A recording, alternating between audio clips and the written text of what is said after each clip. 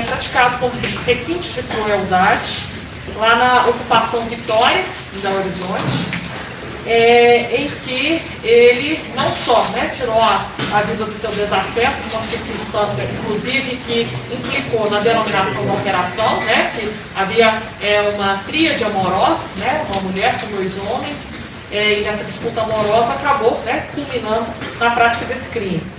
E, de maneira muito grave, não só tirou a vida dessa vítima, como também a decapitou. Isso tudo na frente de um adolescente de 12 anos.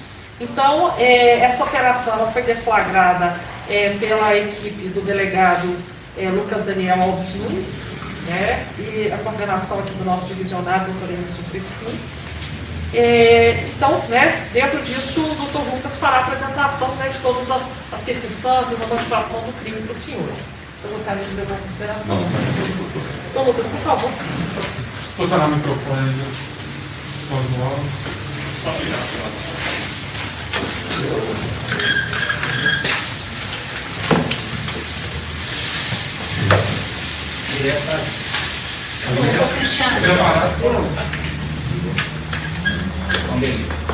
Moca aí, Cris. Moca aí o meu macete. Cris, o equipamento vira ele assim, ó.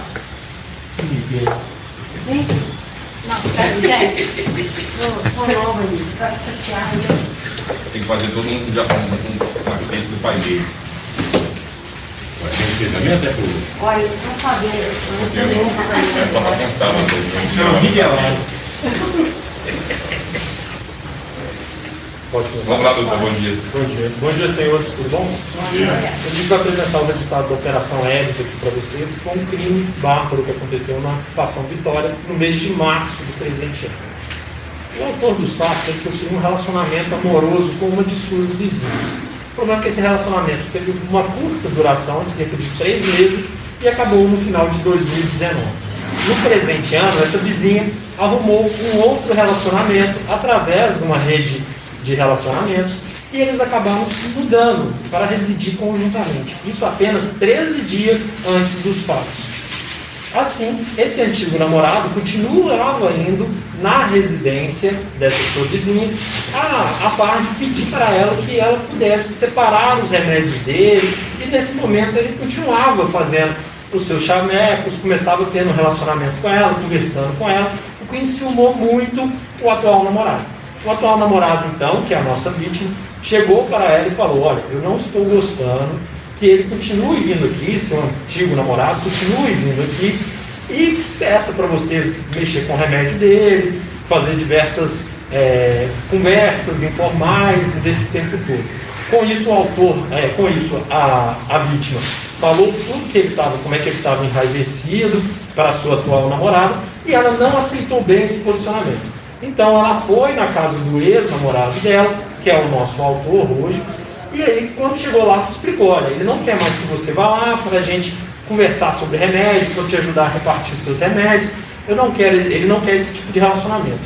O autor ficou enraivecido, esperou um momento que ela foi até o banheiro, se deslocou, pegou uma polveira, juntamente com um facão que estava na sua residência, foi até a residência da vítima, onde ele estava morando há apenas 13 dias, efetuou um disparo com a polveira, pegando a vítima de surpresa enquanto ela mexia com o aparelho celular, e aí, depois que ele já estava no chão, ainda com vida, com o facão, começou a execução, a retirar a cabeça dele, a decapitar aquele senhor já caído no chão.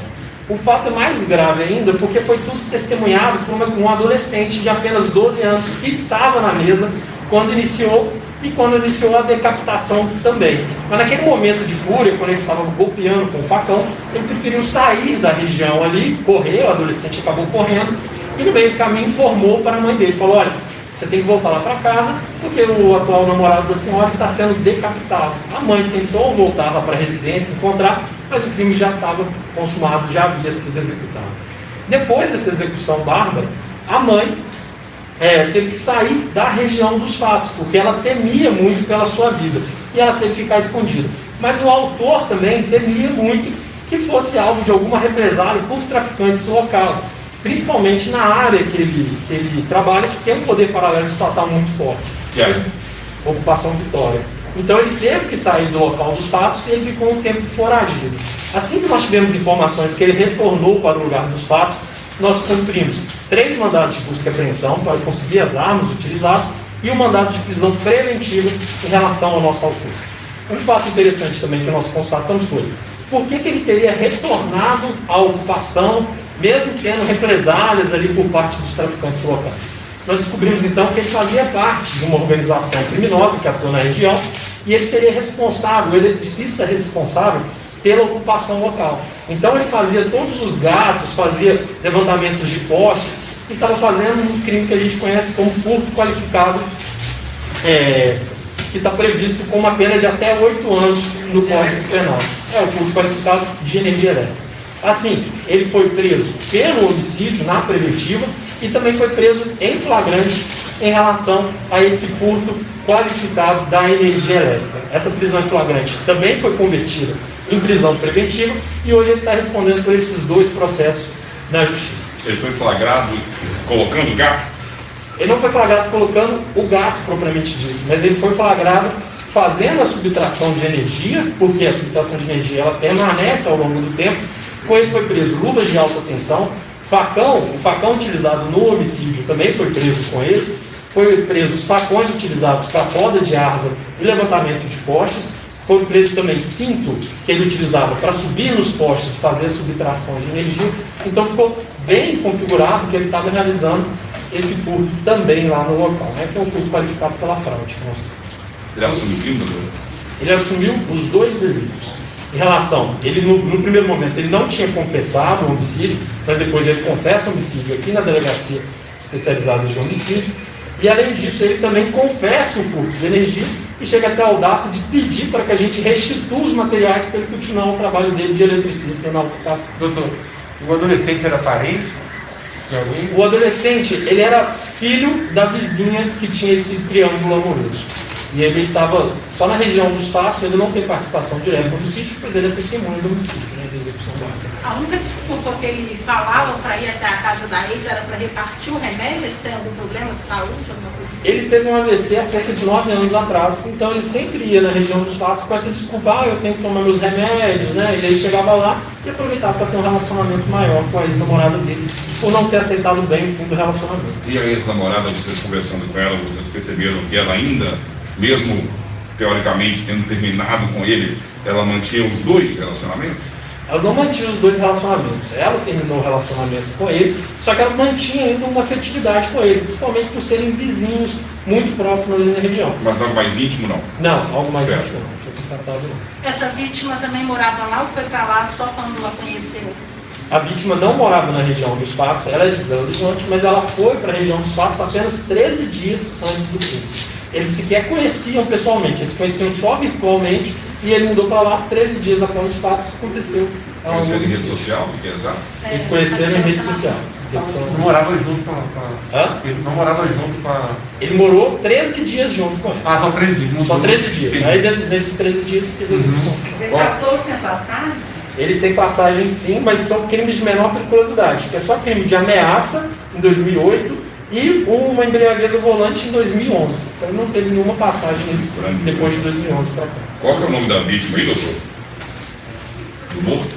Do morto? Tiago Augusto Correia, Tiago com TH? com TH. Pode divulgar, Samanta? Você sabe. Geralmente o nome de vítima não, é o preso que existe agora uma certa restrição, né? Mas com Tem quantos anos, Thiago? O Tiago está com 35 anos. O correio dele tem? Tiago Correia, com O Thiago tinha passagem, doutor? o Tiago não tinha passagem policial. Ele trabalhava, ele chegou a levantar o trabalho com alguma coisa? Ele fazia carreira de frente. Fazia carreira, motorista de carreira. Isso. Eles se conheceram, então, por meio de redes sociais e se conheceram pessoalmente 13 dias antes do crime. Isso. E já foram morar juntos. Já foram morar juntos. Ele mudou já para mudar junto. Mandou, né? Mérito de carreira dele. Isso tudo lá Os relacionamentos estão tão rápidos hoje. Em época de Covid, né, doutor? É a ocupação do nome. A gente fica namorando. Pode ficar namorando. Ô, doutor, eu tinha uma dúvida aqui. O autor, confesso, ele detalhou para vocês o crime, ele disse o que moveu ele confirmou essa questão dos ciúmes, citou algo mais, mostrou frieza em narrar. Como é que foi a oitiva dele com relação ao crime, à execução do crime? Então, a primeira oitiva que foi realizada, ele negou todos os fatos. Ele falou que não estava lá.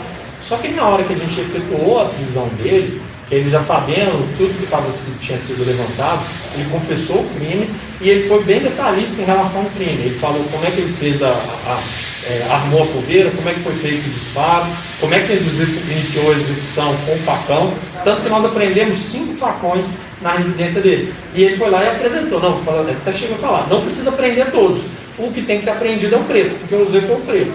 Mas mesmo assim, a gente aprendeu, né, porque como é que a gente vai ter que fazer perícia em relação aos outros facões, né? E ele falou por que ele cortou a cabeça do cara? Ele falou que o senhor Tiago, as palavras dele, ele falou que a vítima, né, seria um rapaz muito folgado, que não estava deixando que a antiga namorada dele ajudasse ele com a relação aos remédios.